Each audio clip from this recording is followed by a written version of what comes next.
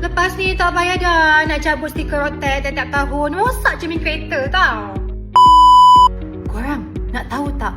Start pada bulan depan, kita dah tak perlu pakai physical sticker untuk rotek. Sekarang ni semuanya digital. Alamak, kalau digital nak buat macam mana? Tak payah pening-pening. Korang guna saja aplikasi bijak dekat situ.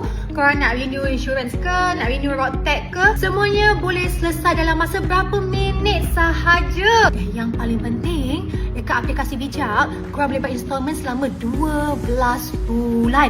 Wow! Lepas ni tak payah dah nak cabut stiker rotek tiap-tiap tahun. Rosak cermin kereta tau. Dah, jom Nira tunjukkan macam mana nak pakai aplikasi bijak.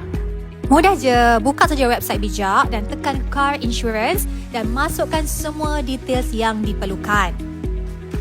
Selepas selesai, tekan saja get quotes untuk dapatkan quotes kenderaan anda. Tak renew rotek lagi? Pakai bijak je.